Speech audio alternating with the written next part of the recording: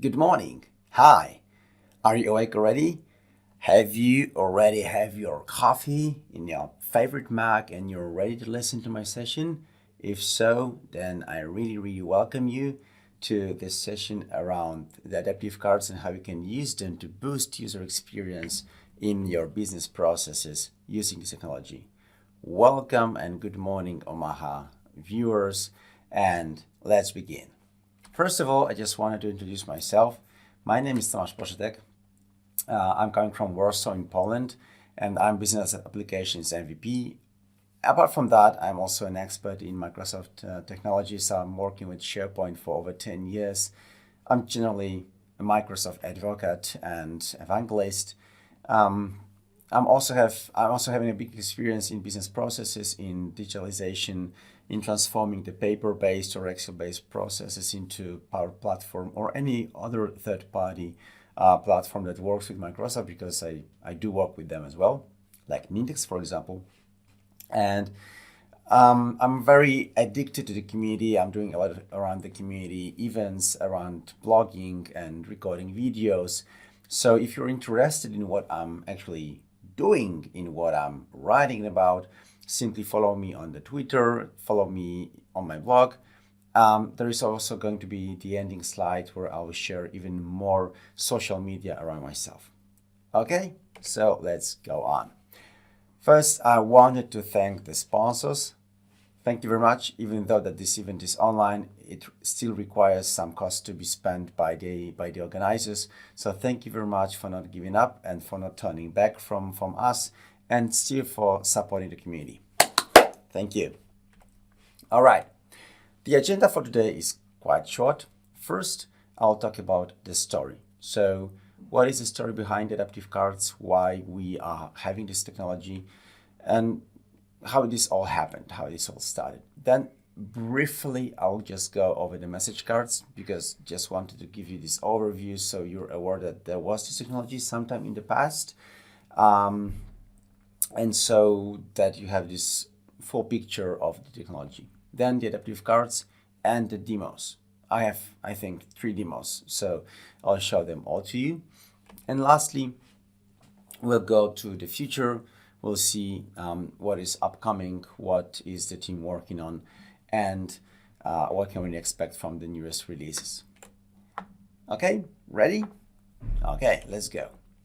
So when today you look at the social media pages, at the content, you can clearly identify those areas that are somehow closed, that are somehow surrounded with the borders, that can be named as a packed part of content.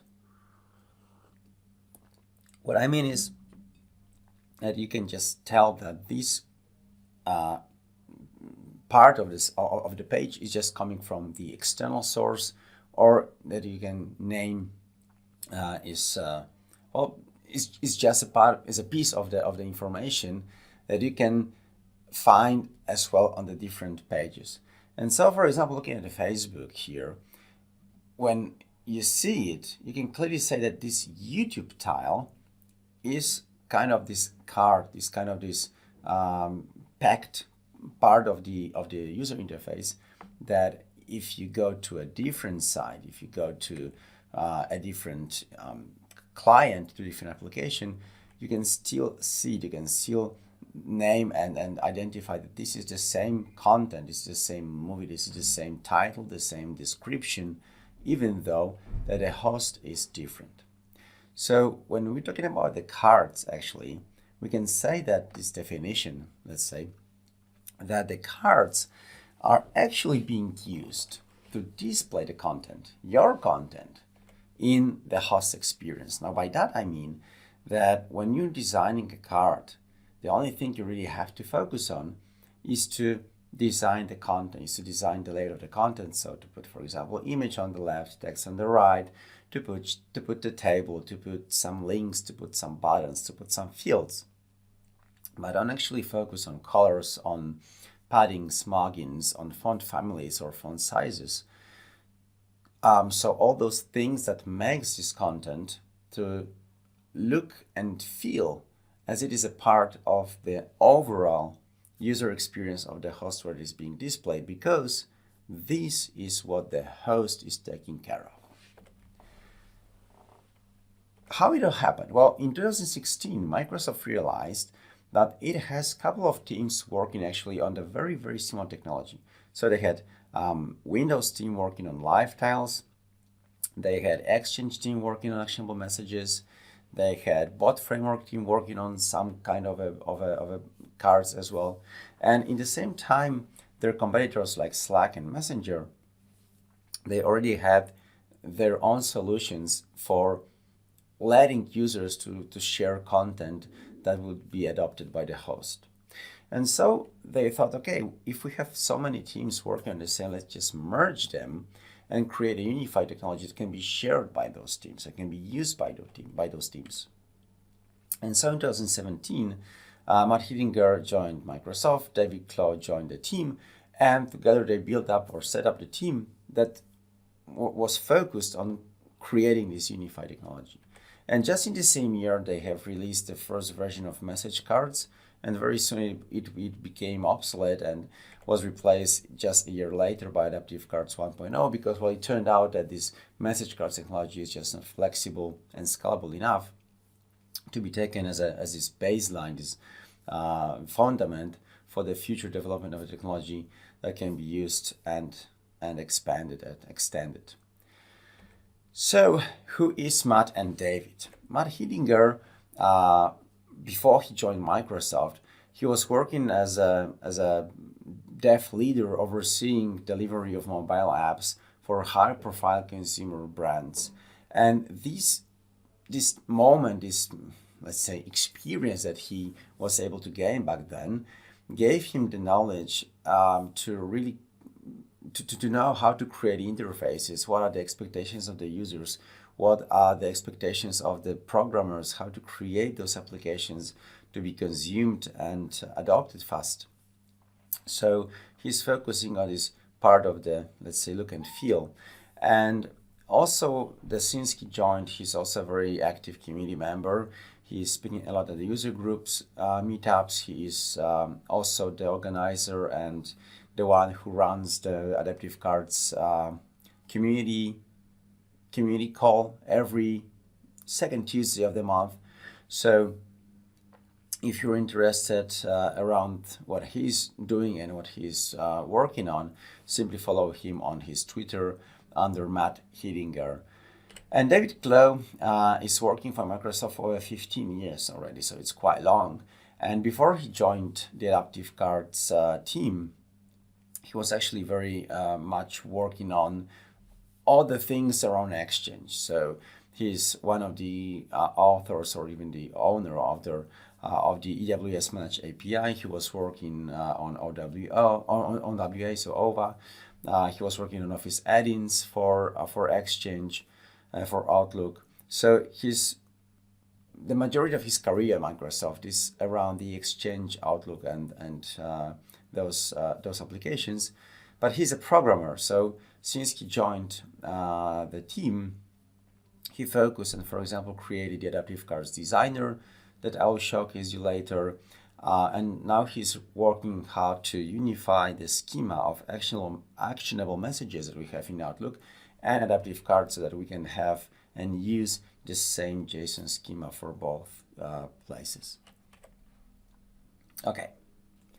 But what makes those cards built by Microsoft so special? Why I'm actually spending an hour with you talking about those adaptive cards? What is so important about them? What is so unique? Well, first of all, they have this capability of being natively rendered on any platform that actually implements the SDK.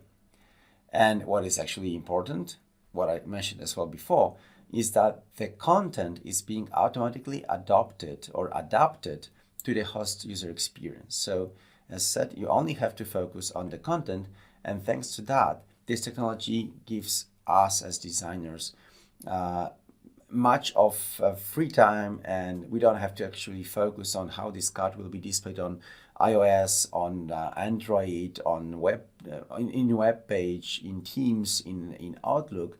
We only have to focus on the content, and thanks to that, this creation process is really low cost. And lastly, because we do design the cards using the JSON code or the JSON expressions, and the JSON, once being rendered, is, let's say, checked against the schema.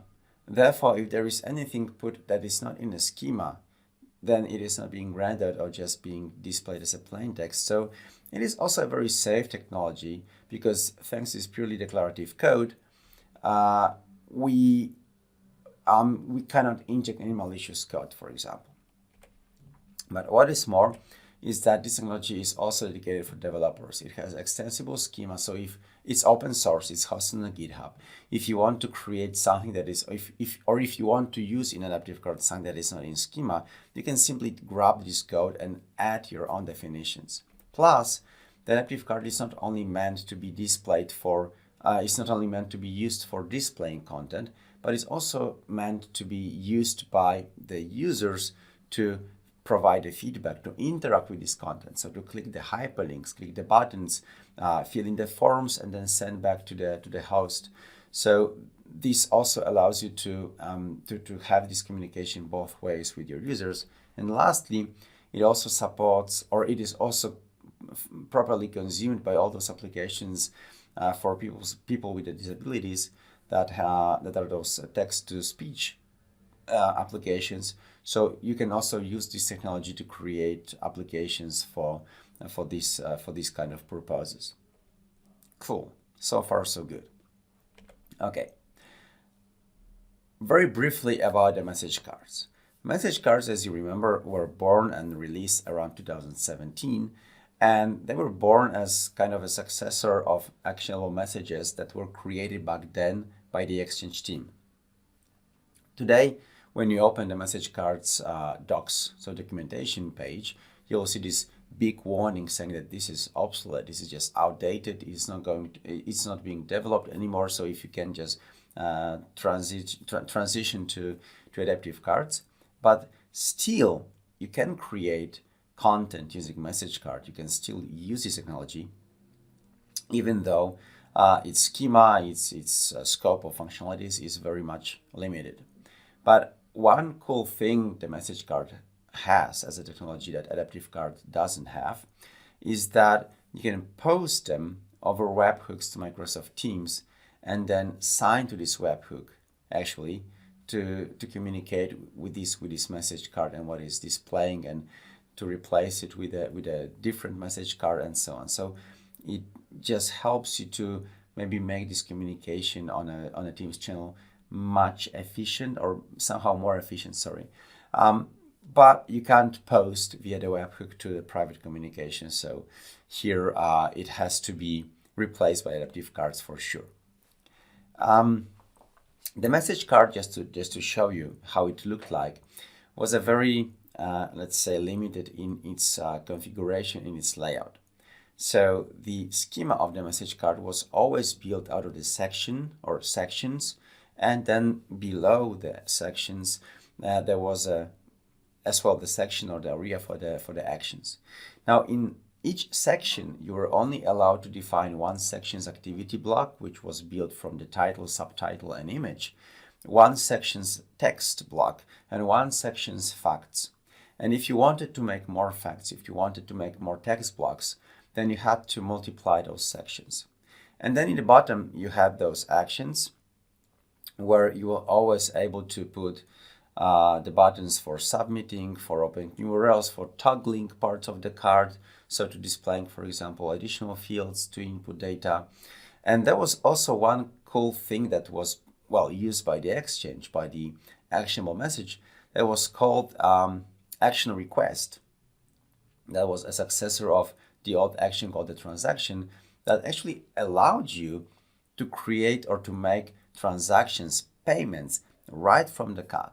There is nothing similar in actionable messages today or in the adaptive cards. But as said, that is over. So let's talk now about the adaptive cards. Adaptive cards were born in 2018 as a successor this time of the message cards. So this technology inherits actually all the good functionalities apart from the webhooks from the message cards. But because it is being developed constantly since 2018, this technology is way more developed, its schema is way more advanced, and you can do a lot of more things. Today, when we think about the adaptive cards, you can actually find this technology, the SDK of adaptive cards, in almost every communication tool that Microsoft built last years. So you can create adaptive cards in Outlook, you can create adaptive cards for Teams, for web chat, so for the bot framework. And I hope that by the end of this year, we will also have adaptive cards available for Power Virtual Agents, maybe in Power BI as well. You can use them for Cortana, you can use them in Windows Timeline. You can also find a web part that allows you to display adaptive cards inside SharePoint. So the number of possibilities to actually use this technology inside Microsoft 365 is really wide. Plus, you can as well use adaptive cards in your own applications. So if you think about being if you're a developer and if you're crafting your own applications, then you can easily grab the SDK and embed it in your application, whether it's built on Android or iOS or such modern program frameworks as Flutter or React Native. So wherever you want, you can simply get this SDK. It's free of charge, and you can really create awesome applications using this technology. When talking about the layout of adaptive card, this one represents more the version 1.0, which was a little bit more strict. But today we have the body, we have actions. However, we can put actions anywhere in the body, because from the version 1.1, we were having a container called an action set that we can put actually anywhere inside the content. So we can display buttons, we can display parts of the card anywhere we want. So this schema is really flexible. I mean, the layout is really flexible. And then what we can build the adaptive card from are those controls like the text block, the rich text block, the media control, the image control. We have the containers, so the fact set, the action set, the image set, the column set, which somehow simulates a table with the columns. And then when speaking about the inputs, we can use the text input, we can use toggle, we can use date, we can use choice sets, we can use radio buttons, drop downs. There is a lot of these things that we can actually use to build a card. But how do we actually build a card? Well, the first and the most proper address to do that is the adaptivecards.io/designer, where we can actually create our own card using what David Clow created, the drag and drop editor. But apart from the Adaptive Cards Designer, we can actually use the App Studio in Microsoft Teams that also allows us to visualize the adaptive card. There is as well the Adaptive Cards Visualizer for Visual Studio Code. So if you're crafting your cards in this tool, then you can as well have the live preview of how it looks like. There is also WPF Visualizer if you're working with adaptive cards for Microsoft applications, Windows-based applications. And there is also one cool thing that we can use that is called the Actionable Messages Debugger. So if you're doing this for Outlook and you want to check why your actionable message is not working or why the response from it is not reaching the server, then you can use this debugger to actually check what is going on and what is wrong. Let me just jump on to, to show you how the designer looks like. So, sorry. This is the designer. And, well, as you can see, it's just built out of the several blocks. So on the left, you have the picker with all the controls, inputs, and containers we can use. And the construction of the card is quite simple. So you just have to drag and drop those controls on the design canvas, and then just define their properties, configure how they look like. Then below, we have the JSON with the structure. We have the data, sample data editor. I'll talk about that later because this is a part of the templating. And when we want to create a new card, what we have to do first to change the host where we want to use it. So for example, if we switch to Outlook actionable messages, this layout, this schema also somehow changes a little bit. We also can start from picking a draft or picking one of the existing examples. So if you don't want to start creating your card from the real blank canvas, you can choose one of the examples. And then just one cool thing is that also we can choose for what version of the Adaptive Cards SDK we want to create this adaptive card. Point is that not all the hosts are supporting the version 1.2 already. For example, Microsoft Teams is not supporting it in 100%. Bot Framework is doing 1.2 very well, but for example, Actionable Message is still working with version 1.0. Now, if we switch for a while from adaptivecards.io/designer into vnext adaptivecards.io/designer, then we land in a designer that is a kind of a sandbox where the team is just experimenting with the coolest features. And one of the fine thing I just found here is called to create an adaptive card out of the picture. So if you have an image that shows kind of a content that you think can be transformed into an adaptive card, you can try to upload it. There is a machine learning that is trying to analyze the picture and then transform it into working JSON, but you can as well try to work from the examples. So once we hit to convert it to adaptive card, it will be transformed into, or it should be transformed into a working JSON, right? So it was transformed. It is purely the same. So we can actually start working this way as well. Cool. All right, let me just go back to the adaptivecards.io and stay here for a while. And that's it about the crafting. So now if you're ready, let's start with the demos. All right, awesome. Okay. Let me go back to the applications. Fine.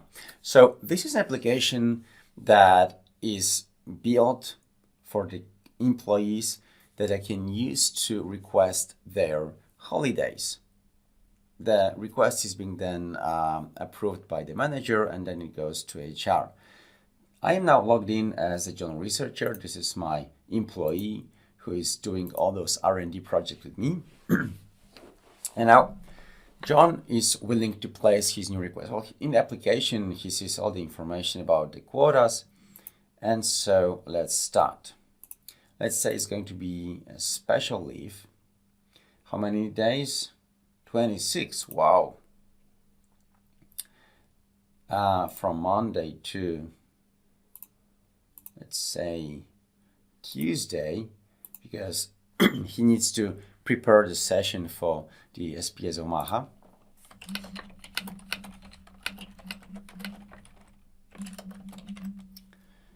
And now once this request is sent for approval, it is not going to be stored in SharePoint or elsewhere. It is going to be stored in Common Data Service. And there is a flow that actually is being triggered once a new request is placed in CDS, so once a new record is created. So let me show you how it works. Now, once I hit the send for approval, okay, this is now being saved here, so I have my own information as a request so that it has been placed. And now let me just jump back to my Microsoft Teams because I'm his manager. So this is my Microsoft Teams, and I have been sent adaptive card already by the bot flow, by the flow bot. I mean, by the Power Automate, but actually, where I have all the information that the John is requesting this special holiday request that he needs to prepare his session. So, well, okay.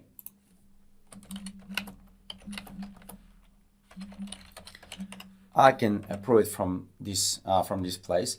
Now, note one thing. Once I hit submit, this card is going to be replaced with a new card that I don't have actually a control over.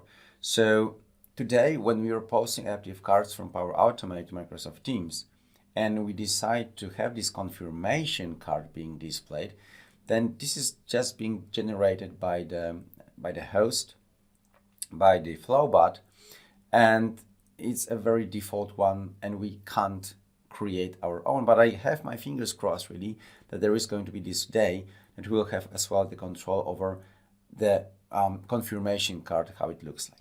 Anyway, I confirm. And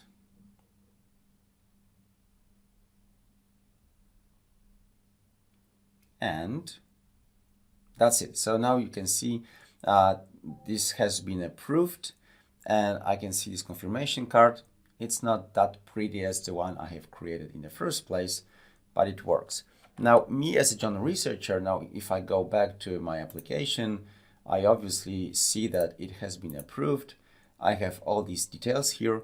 Plus, if me as a journal researcher, I go back to Microsoft Teams, I have information from my from my manager that this request has been approved, by whom, when. So I have all the information. I can as well go to my application to see this request. Plus, there is one more thing, because John is working in a team, and that would be really cool if a team is also aware that John is off for specific days, so that they can contact him to maybe take over his work for this period of time, or simply just be aware that their co-employee is just off. So in the Teams channel, we have also a card being sent so that any member can see it with the information that John Researcher is going for on holidays. And there is also an ICS file they can download and add to their calendar. So if they're really working closely with John, they will be also prompted with this event notification that John is going on holidays. Now, how it works? Let me show you the Power Automate that is all behind. Yeah, that's the one.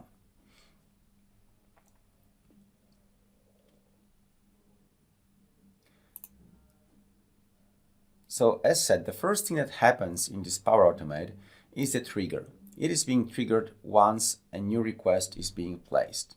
Then it is obtaining the information about the user who is requesting and their manager, and then it is preparing this approval task.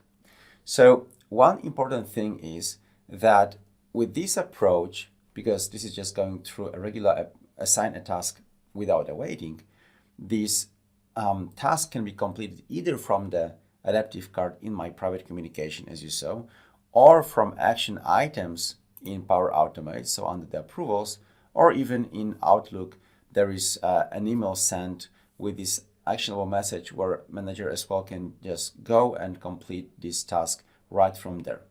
Now, if you're not aware of, one of the outputs that is being returned by the action to assign a task without waiting is a code of an adaptive card. So if we copy it, or if we send it to Microsoft Teams, we will have this kind of an adaptive card displayed. Now, what I'm doing in my flow is actually a small modification to this card, because I am preparing my own body part, and then I'm simply concatenating the header with my body with the actions from the original adaptive card. So what is being created in the end is the adaptive card that you just saw in Microsoft Teams. So this one a little bit slightly changed. So this is what I'm doing here in this Power Automate action. And then once this is created, this is now sent to the managers or to all the employees identified as managers, and then Flow is waiting for the approval to be made. Now, as said, this can be completed from an Outlook message, from the task in approvals, or from this adaptive card in Microsoft Teams. That's really flexible and up to the message, up to the manager how they want to complete this task. Now, once the task is completed, the result is being registered, and then if this is rejected or approved, a different confirmation card is being sent to the requester. So if this is a rejection, then they're being sent an adaptive card with a cross button, cross image. If that was approved, then you saw what happens. Now what is happening next is this generation of the ICS file. So the flow now is creating a file, actually a contents of the ICS file, and is storing this ICS file inside a blob storage so that it's available for everyone to download without a need to authenticate and so on. And lastly, based on the type of the request, it is generating a different adaptive card that is being sent to Microsoft Teams channel that can be consumed and seen by every member of this channel. And that's it. How did you like it? I hope it was really cool. Now, the second demo I want to show you is the one related to, let's say, the governance of Microsoft Teams and the messages. There are two new triggers that are coming to Power Automate. The first one is called when a new Teams member is added, so that you can trigger this Power Automate and then, for example, display that new member a message with the rules, with the procedures, or simply you can display them, for example, as well adaptive cards with some points or with a form to help them on board to this team, to Microsoft Teams in general as well, or to you can as well display them adaptive card with as well those rules, and that they need to sign off that they understood, that they read them, and so on. This way you can use the new trigger. And the second one is called for a selected message. How this second trigger works? Well, actually, if you create a Power Automate using this trigger and then you hover any kind of a message, whether in private communication or in channel communication, you'll see this ellipsis icon. Once you click it under More Actions, you will have a list of all the Power Automates that were created using this trigger. The really important thing here is that this label here has a name of a flow. So once you'll be doing those Power Automate, just be sure that you name them in a very descriptive way and that those names are not very long. Now, once I click it, I have an adaptive card designed here, my own adaptive card, that can be used for multiple purposes. What I'm doing here is simply, I'm giving the options to the user that they can just, let's say, report this message for different of reasons, or request to send them a copy.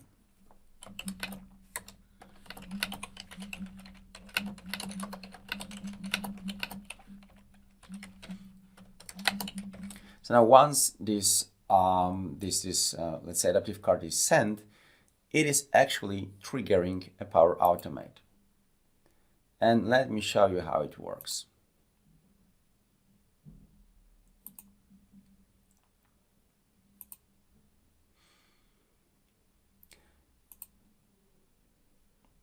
Okay, so here you have this Power Automate. It has been triggered for the selected message. And now it went into switch that works differently based on what was the outcome from the form. Now, note one thing. The coolest thing about this trigger is not that you can create your own adaptive card and simply put it here to be displayed for the selected message, but the cool thing is that you already have this new adaptive cards designer built into Power Automate. So if you want to design this adaptive card, you simply have a designer inside the Power Automate environment, so you don't have to navigate away to the second tab, create a tab, copy JSON code and paste in here. You can simply open the designer, craft the card here, then save it, and it's done. You can use it right away. Okay, maybe just a preview. And then, as I said, on the switch, so for example, if this is a report message scenario, then what the Power Automate is doing is simply assigning another card, this time in the private communication, to the manager to wait for the response. Now, when speaking about adaptive cards in Microsoft Teams, we actually have a couple of choices.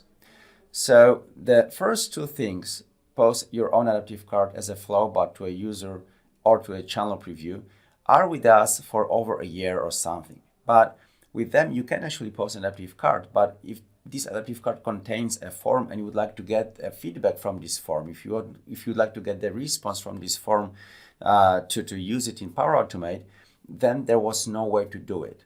The only way it was working was once you were sending an adaptive card generated by the assign a task or the task approval task action in Power Automate.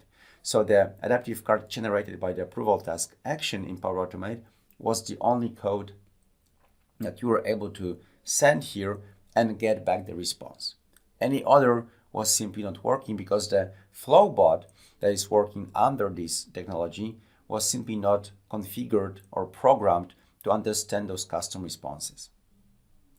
Now, starting this year, we were given 2 new actions that are called post an adaptive card to Teams channel or to Teams user and wait for the response.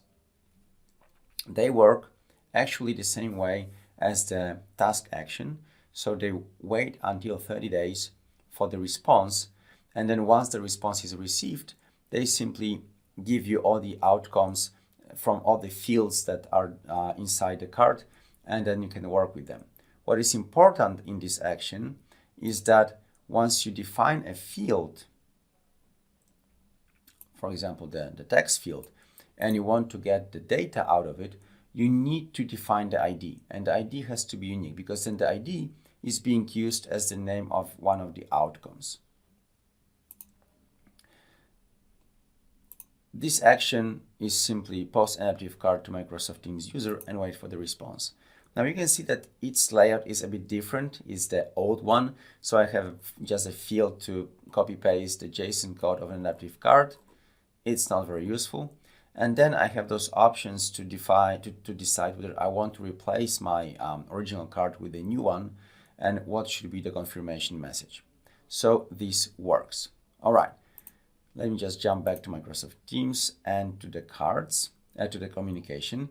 So right here, I already have this message sent by the Power Automate for the selected message.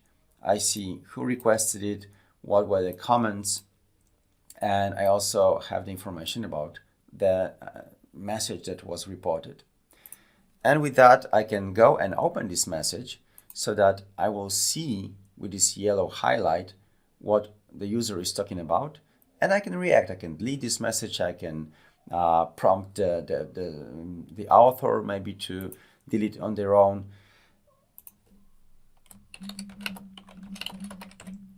And then I can complete this task. Now you will see that this card is also going to be replaced with this information, with the hyperlink to the reported message and some other custom information I can use here. But unfortunately, I can't display here any kind of a data that, for example, could be provided by the user in the first place.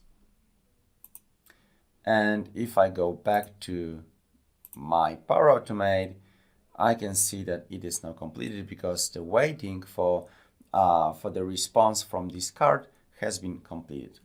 Cool. All right, and now the last example I have.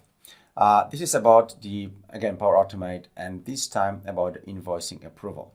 So in majority of the companies, when you have a new invoice that requires an approval, you actually upload it to some kind of a storage like SharePoint or as a file share. And then there is a workflow being triggered that assigns a task to the accountancy team. And then someone from the accountancy team needs to go into that resource, review it, then go back to the task, say it's approved or rejected, and then do something else. But what I mean is that they really have to navigate between the systems, and sometimes they're just losing the focus. What I want to show you is an example of the same solution, but totally put inside Microsoft Teams. So first, an employee is responsible for scanning the invoice. So let me show you how it works. They have to click this Analyze button, then upload an invoice that is now being analyzed by the AI builder and the forms processing AI. So because it was thought in the first place how to recognize this layout of the invoice, let me show you how it looks like. Where do I have it? So this is a model built on top of this layout of the invoices, so it's able to recognize the invoice number, the dates, the due dates, who is what is the company that the invoice has been issued for, the contact information, the total value, and also the table. So it is able to recognize all the items from the invoice. So now it has been analyzed. Once I turn on the fields recognition, I can see that actually the AI Builder was able to properly identify all the fields that it was thought to understand.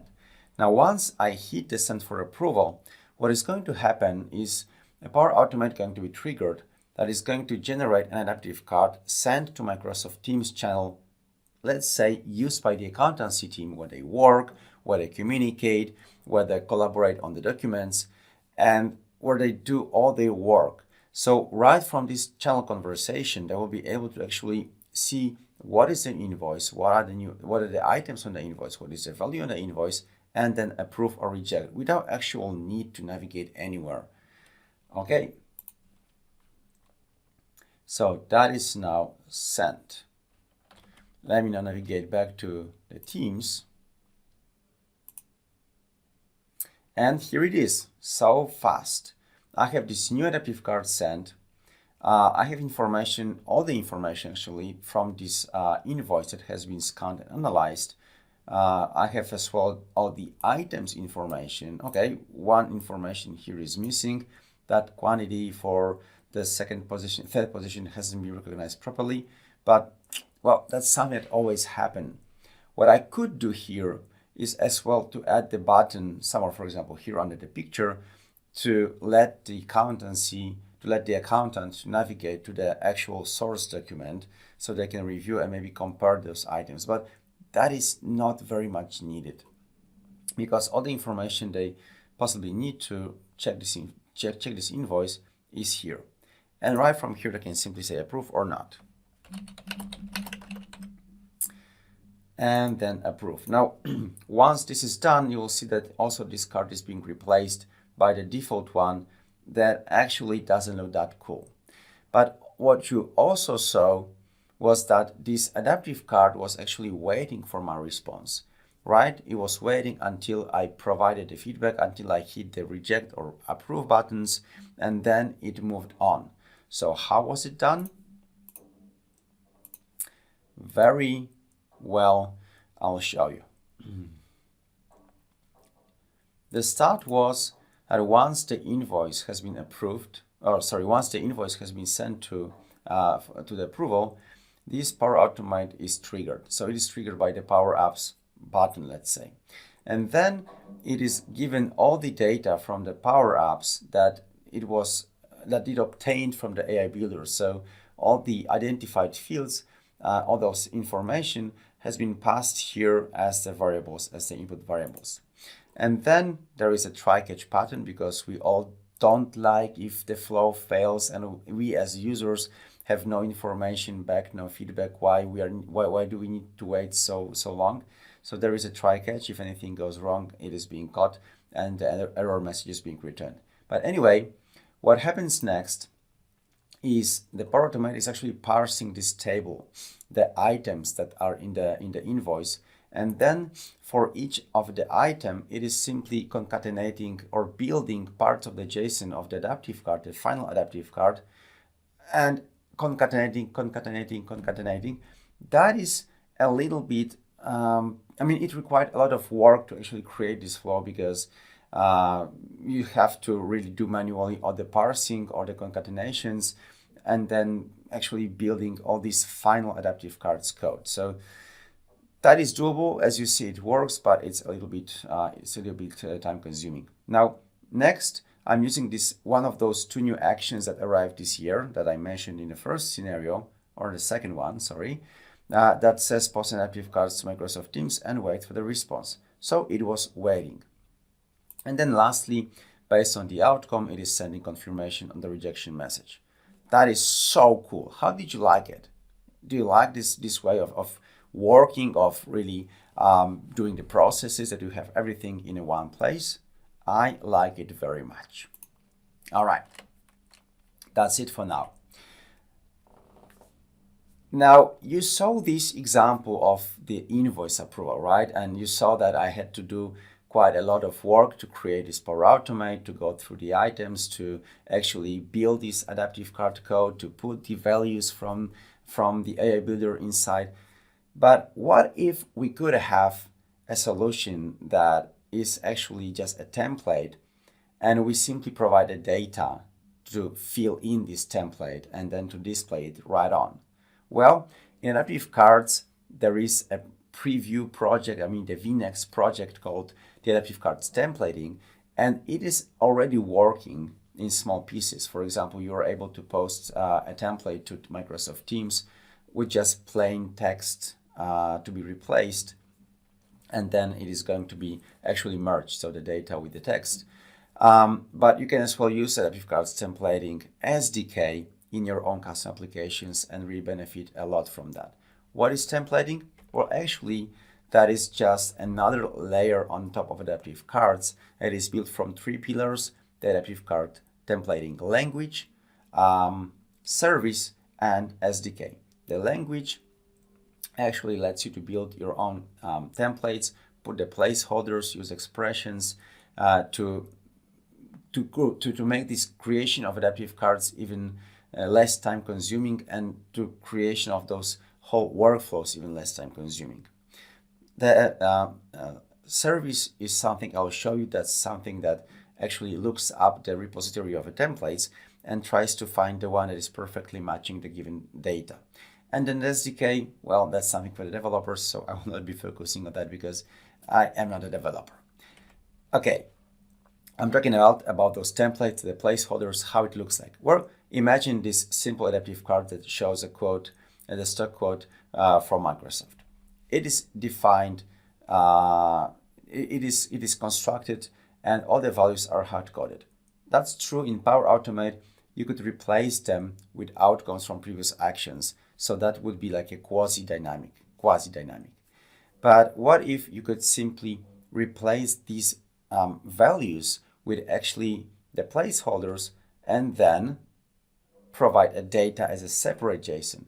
So this is what the templating language is all about. You can replace the values in the adaptive cards code with the placeholders, and then you just provide a JSON, a data in a JSON format, and these two things are being merged in the real time as a card is being generated into the same working scenario, the same working example. Now, what is the expressions? Because the language is not only those placeholders you can use, this is also the expressions. The expressions actually is a way that we can put even the higher layer of the templating into the code. So we can put we can use the loops, we can use the conditions, we can use formatting, we can use transformations. There is a lot of those expressions we can actually benefit from having inside the adaptive cards templating language. And putting this all together really helps us to do a lot of more in a less more time. So now imagine, or if you can simply move back to the example I showed you, here is the same adaptive card that you saw in the Microsoft Teams, but this time you can see that all the information here are replaced by those placeholders with adaptive cards templating expressions and language, right? For example, the table of items is just a single row. There is as well a label with its warning information. You can see that the warning has expression as well defined, that it should only be displayed if the value is above 5,000. Now, how it all works? Well, actually, at the top of the card, there is a data. There is a binding scope data.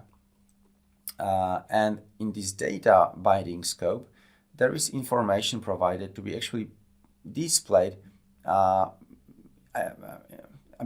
be displayed, replacing all these placeholders. And one of them is a table data that contains all the information about the items that were on the invoice. Plus, if we look carefully into the code, we can as well find that one of the elements in the table, that is the total value, is going to be displayed with a different color based on the value of the specific row. Okay, so now, are you ready for some magic? I am. Once I hit the preview mode, you'll notice that the card is actually being replaced with the real data and looks just the same as the one as I showed you in Microsoft Teams. Cool. And the coolest thing is that because the table data, because the items data was a table, then the templating language automatically multiplies the row this number of times how many rows in that table are present. So with this functionality, with this technology working in adaptive cards in Teams, I would simply need to provide just the data in a JSON format. Well, speaking on site, what AI Builder is returning is just a JSON data. So I would be just ready ad hoc to actually display this data in my adaptive cards. And then I wouldn't need to spend a lot of time on creating my own loops and my own definitions around building and concatenating all these chunks to display the final adaptive card. That's really cool. Now that was the first thing. The second one is adaptive card service. Once you navigate to the developer Microsoft.com to the Graph Explorer, then you'll see that once you go into any kind of an examples, besides today seeing the data returned in a JSON format, there is also this adaptive cards tab here. How it works? Once I hit it, you'll see that it is displaying a label saying fetching adaptive card. What it means? Well, simply it means that behind this button, behind this functionality, there is a LUIS, so the Language Understanding Intelligence Service, that is reviewing the GitHub repository of all the templates created by the community and the team itself for the one that matches the given JSON structure, the JSON format, the most accurately. And once it finds this matching template, it simply grabs it and then displays it, replacing the placeholders with values coming from the data. That is so cool. And one of the things that the team is as well working on is the adaptive card authoring service, which is a kind of application that you can actually install locally in your premises, and then you can collaborate on creation of the templates with the whole team. And there is also going to be a dedicated connector for Power Automate, so you'll be able simply to provide the data in JSON format, pick what template you want to use to display it, and this will just grab the template, merge it, and for example, prepare to be displayed in Microsoft Teams. And that is really awesome because with this authoring service, you'll be able to create the formats of adaptive cards for your own company with this controlled branding, with unified UI, and so they can be then used, for example, in Teams or Actionable Message or wherever else, and controlled from the single place. That's really, really cool. Okay. Let me now go back already to the final thoughts. Okay, so today we are working on version 1.2 as said. One of the coolest things that adaptive cards have been, let's say, supplemented over the years, the media support, so you can play videos, you can play music right from the card. There is the basic C4 image support. There are the inline actions so that you can put these action set anywhere inside the action. There is also some basic data validation already in place. Now, what is coming up with the new releases of adaptive cards? Well, as said, the templating service is going to, the templating technology as a technology is going to come out from the preview into the public version, so we'll be able to use it, and then I hope that Microsoft Teams will implement this as well. We will have a lot more around the validation of the fields, advanced validation, for example, using regular expressions or patterns, so then you will be able to create even more advanced scenarios for forms and inputs from users. We will have hopefully a universal action that will be so that you'll use, instead of action submit, action get, action, whatever we have today in adaptive cards, one action execute. So you will be able to choose then if you want to just open URL, if you want to submit a card, if you want to use a toggle, and all these goodies are coming. And then possibly somewhere in the next years, we will have these card authoring services or author services that, as I mentioned, will let us to have this single place where the team can collaborate and create their own adaptive cards. If you're interested in what is upcoming, then just go to adaptive cards, ak.ms/AC roadmap, and you'll land here. So in this product board portal, where you can find information on what the team is working on with the previews, how it's going to work, how it's going to look like. You can see, review. You can as well submit your own idea if you have a really outstanding requirement. And then once it is reviewed and approved, it will be also displayed here. And you can as well review what is under consideration. So what are those features that the team is working on right now, or maybe is considering to start working or to put on the real roadmap, and to deliver them one day to you as well. All right. So having that said, I think we reached the end of the presentation. I wanted to thank you very much for your attention, for watching this whole presentation around adaptive cards. I really hope it inspired you. It made you to think, hey, how can I use the adaptive cards in my own processes? Because I really believe that a lot of you is already working with Microsoft Teams, already is working with, Cortana, for example, maybe bot framework, and you can actually really benefit from having adaptive cards as a technology for displaying content, for interaction with users, for interaction in processes, or around any other kind of activities you do have in your companies. So once again, thank you very much for watching. I wish you very, very engaging and very interesting next sessions over the next days. And if you want to contact with me, you have all the details in here. You can use emails, you can use my Twitter. I very much encourage you to follow me on Twitter, and as well to subscribe to my channel in YouTube, where on the blog, I'm writing very in a detailed way on the solutions I'm building, but on YouTube, you can really watch how they work and how they will build step by step. So here you have all the information how to contact me. Once again, thank you very much, and see you at the next conferences, somewhere in person, hopefully. Bye.